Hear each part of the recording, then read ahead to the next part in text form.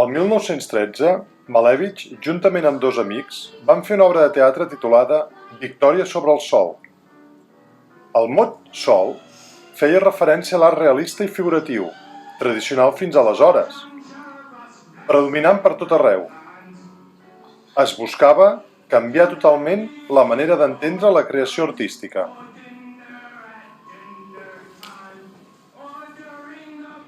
El 1915 presenta a Petrograd l'exposició 010, última exposició futurista, on trobarem moltes de les seves obres suprematistes, i destaca, sobretot, el seu famós quadrat negre, posat a dalt a la cantonada de l'habitació, seguint la tradició ortodoxa, com una icona religiosa.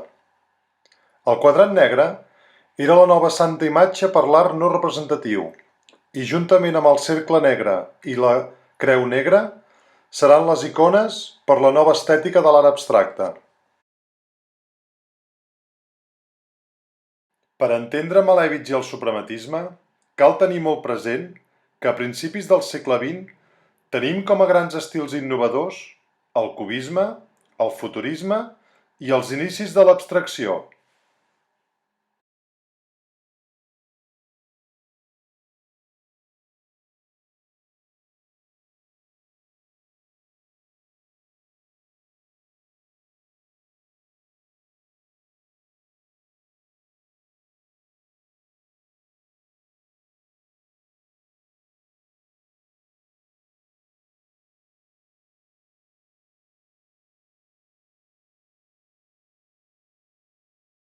Amb la publicació del Manifest del Suprematisme a 1915 a Petrograd, Malevich va donar a conèixer les teories que ja havia començat a experimentar feia 2 anys.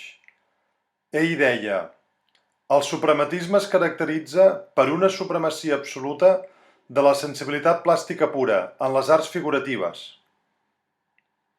L'art ha de ser una activitat que es justifiqui per si mateixa, d'aspiracions espirituals més que pràctiques. Ha d'ocupar-se de qüestions generals més que de qüestions particulars. En suma, una activitat pura, com la filosofia o les matemàtiques.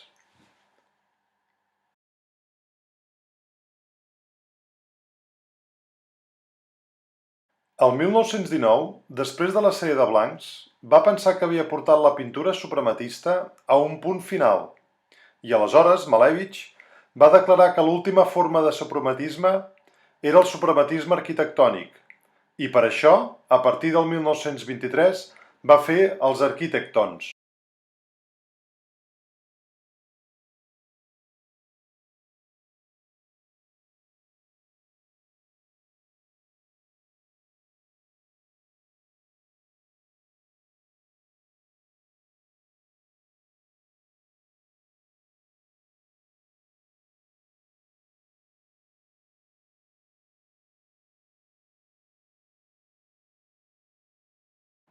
El famós arquitecte Mies van der Rohe va dir: Déu està en els detalls. Mireu, mireu! Quina signatura fan al seu autorretrat poc abans de morir? Com tenim la seva cambra mortuòria? Quina forma té el seu sarcòfag? Què destaca en el camió que el trasllada?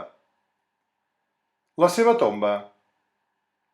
Malevich va voler ser enterrat sota el seu roure preferit, on li agradava descansar i reflexionar.